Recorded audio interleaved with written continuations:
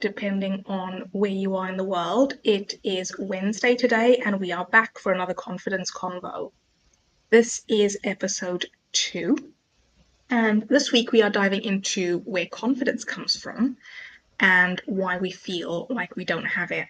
And before we get started, I'd like to introduce myself. I am Davina Maria, and I'm a master coach and founder of the Restore Yourself Method and host of Worthy Woman Facebook group.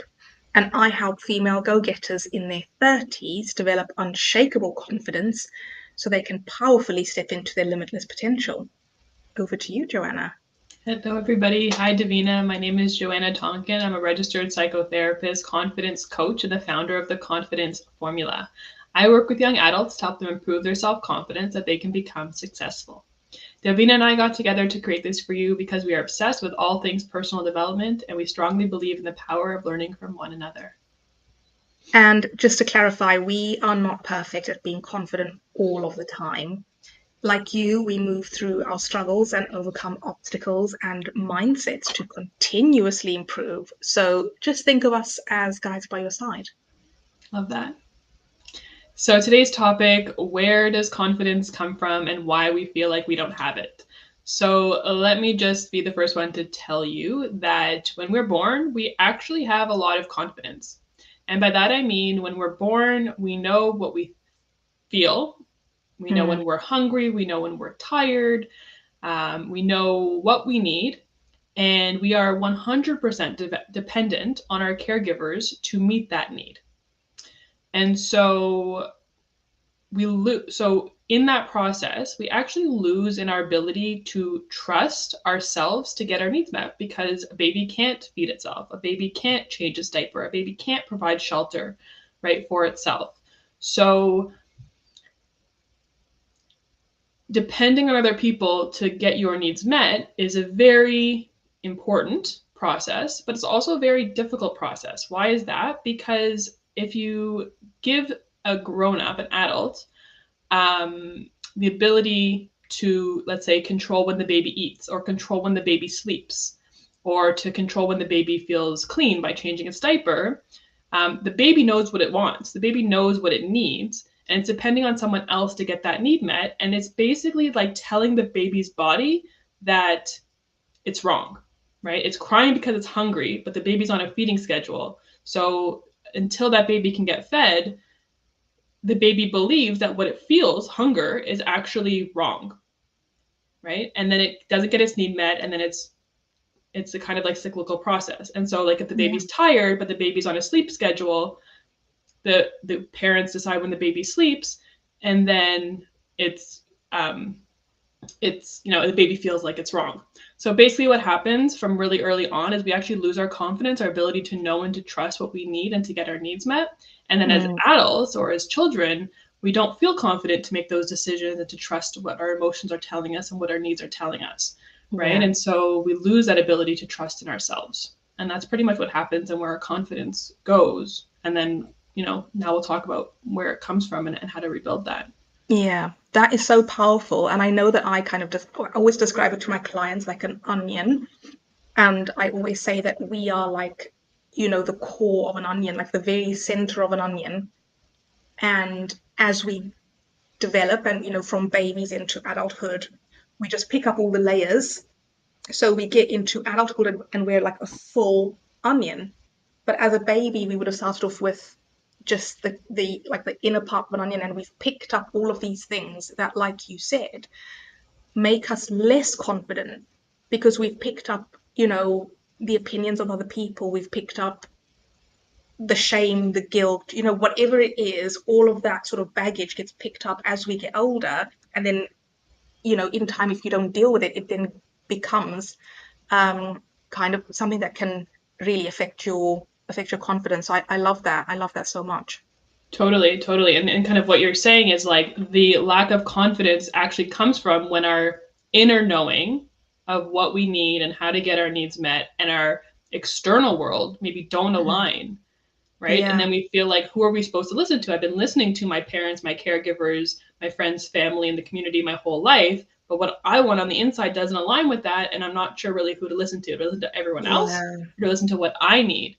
And so I think, where confidence comes from is learning to know who you are, like learning what that inner knowing is saying, learning to trust that that's what's important to you, that's what you want to be doing, and then actually doing, like following through with action to do what you say that you're going to do. And I think that's where confidence comes from, is knowing, trusting, and then doing what you say you're going to do can help build that internal sense of confidence. Yeah, 100%. And I think, it's not as easy as, just doing it one day. Because I feel like we have way more evidence to trust other people sometimes, because Yeah. you can tangibly kind of see all the examples that they've given where they've done this for you, or they've picked you up on time, or they've said that they were going to do this and they did it, or whatever. And sometimes I feel like we have all this evidence of where we can trust others, and we don't ever sit and think about the evidence that we can trust ourselves, the things that we've done, as we've become adults, to build that self-trust. And I think if you haven't done anything to build the self-trust, and that's where the kind of starting point is. But if you have, you should be able to sit down and think, you know what, I can trust myself because I've done this and I've done this and I've done that. And I've, drawn boundaries with certain people, and I've released people that I, maybe shouldn't be friends with anymore, or whatever. And I've progressed myself in my career, and I've, or I've applied for jobs and I've got the jobs. Whatever it is, there will always be evidence of things that you've done that you can kind of point to say there are little, sources of kind of self-confidence there. Mm-hmm. And I think what you just said kind of relates back to what I said at the beginning. Like, we inherently put our trust in other people to take care of us and to meet our needs, and we inherently take that trust and give it away. And so that when we're children or teens or even into adulthood, we're still trusting other people to make these decisions and figure out what's right for us, when they actually don't know you as well as you know yourself. Yeah. And I think that's what's really important. Yeah, and I feel like as I'm listening to you, I'm getting this kind of vision of like looking out rather than looking in. Yes. And yeah, I feel like confidence is very much insourced, not outsourced. But I think it's completely understandable, to go back to your point about when we're babies and we have to rely on our caregivers. It's completely understandable to sometimes have the instinct to try and outsource your confidence, because as a baby you had to, for your survival. Your life kind of depended on it. So I think for anyone who kind of feels like, oh, I outsource my confidence a lot, it's completely okay. And as long as you know that that's what you're doing and you can kind of pull it back in, yes, it's absolutely fine. Yeah, it is fine, it is normal, and the other side of it is dangerous. Because if you do what you want to do and you're not getting the praise, recognition, validation from the outside world, you might think that you're wrong, but really your inner knowing is telling you to do it. You're trusting yourself to do it, and you're not wrong, right? So there's like this like in and out, ebb and flow of like, who do I listen to? We listen to our parents, caregivers, families, community up until now. We're trying to learn to trust ourselves. By trusting ourselves, other people might not agree. And then what do we do? So I think, it can be really dangerous as well at, certain stages of life to listen to other people, even though they think they know what's best for you, when really they want what's best for themselves. Yeah. And I think, if we talk about external validation and if we talk about that, I think it is lovely. I'm not going to sit here and say, oh, it's really horrible and no one wants it. It's absolutely lovely, to have people in your family or your friends group or your partner or anybody that loves you and that you love to kind of give you that validation and say you're doing great and I'm so proud of you, and that's the right decision, and you should do this. And it's absolutely great and it feels great. But I think, I completely agree with what you're saying. It can be really damaging if you rely on it to get through life.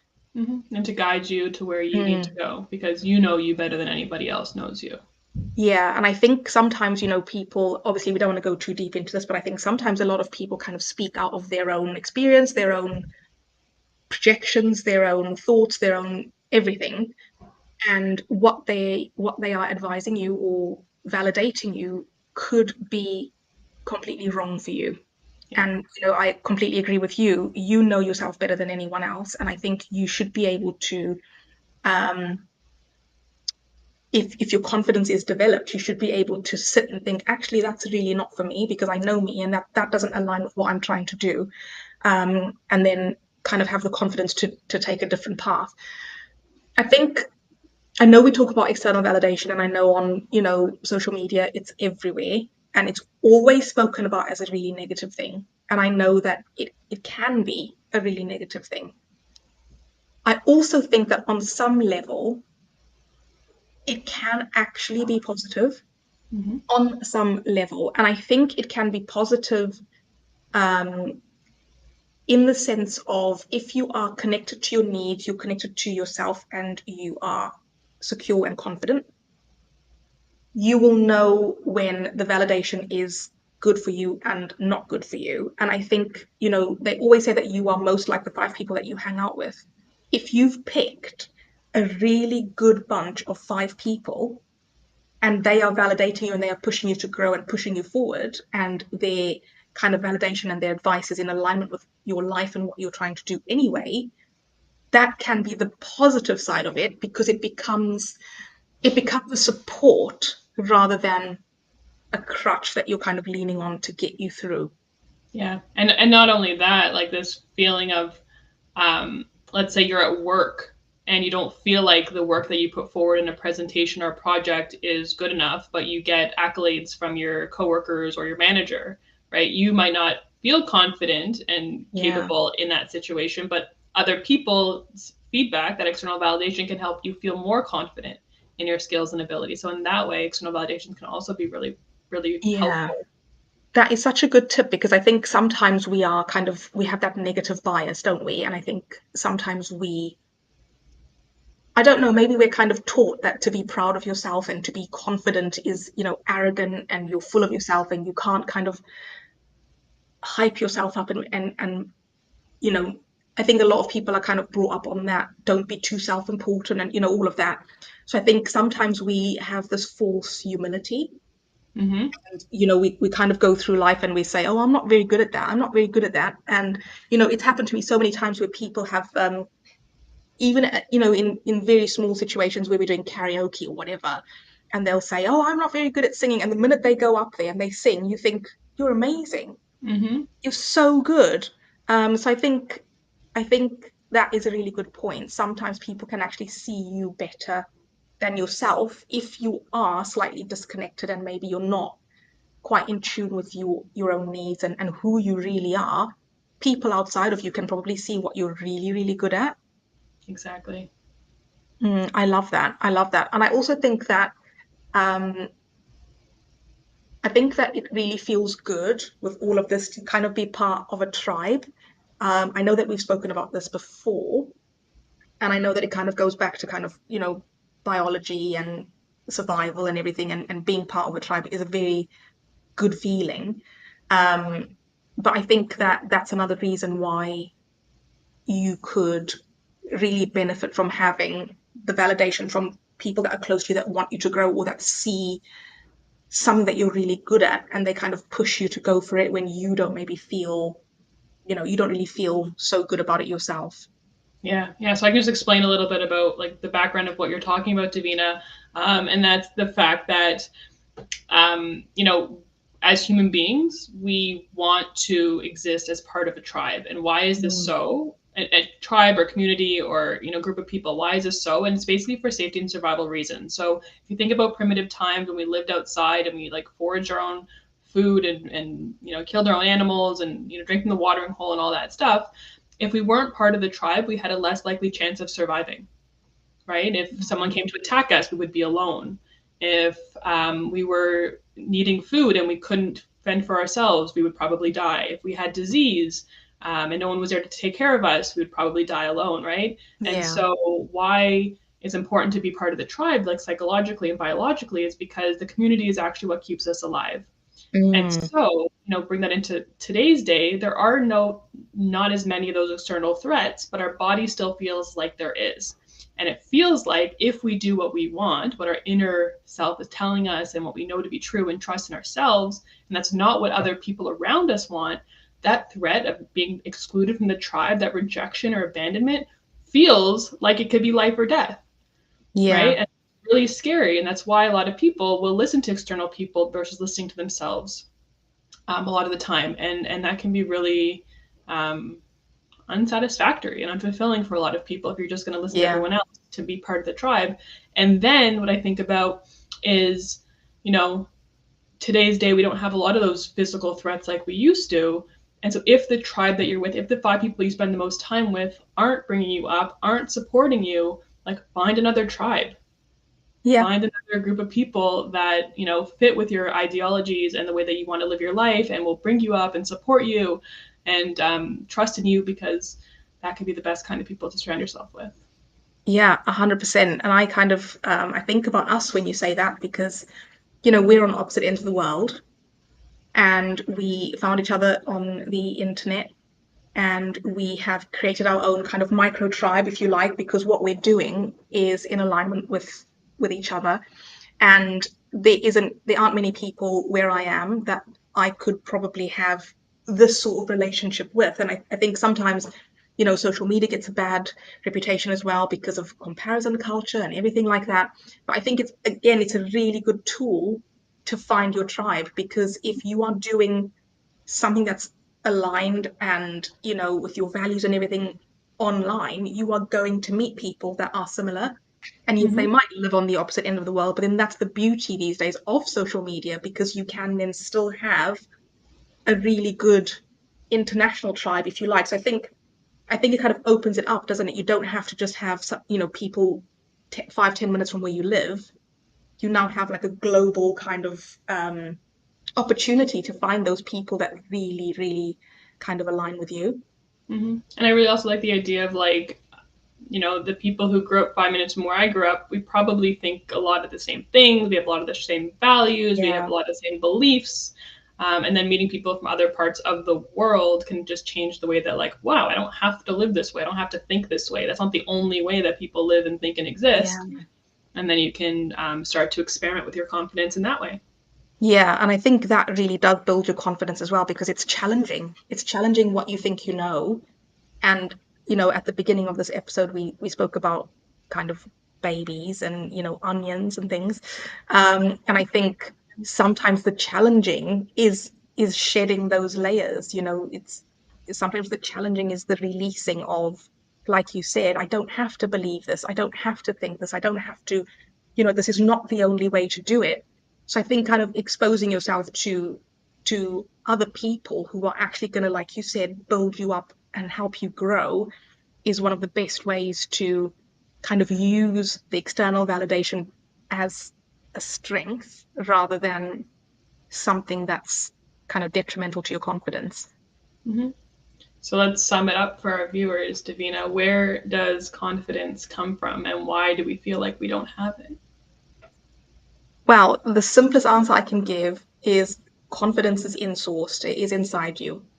And why you feel like you don't have it is because you disconnected from that and you're kind of outsourcing it. That's the like for me, that's like the easiest way of kind of summarizing.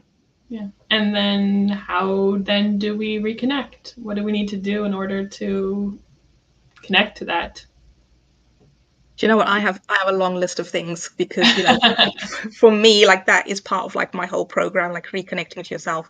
And I think, you know, there's so many things you can do, which we will obviously discuss in future episodes. But a couple of things are self-care.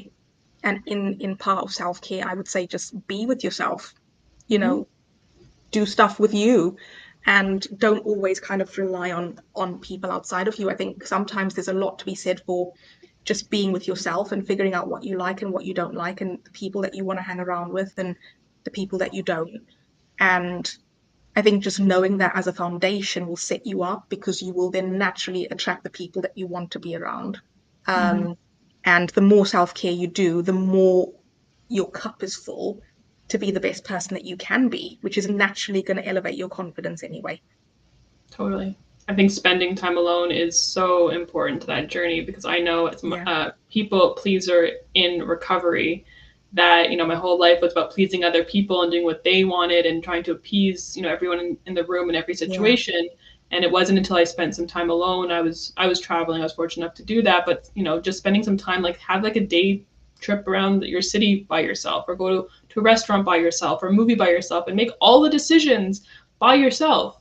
Right? Yeah. Decide where you're going to go and what you're going to eat and what you're going to do and who you're going to talk to and who you're not going to talk to. And I think by making those decisions, you're really connecting with that part of you that wants what you want versus doing what everyone else wants.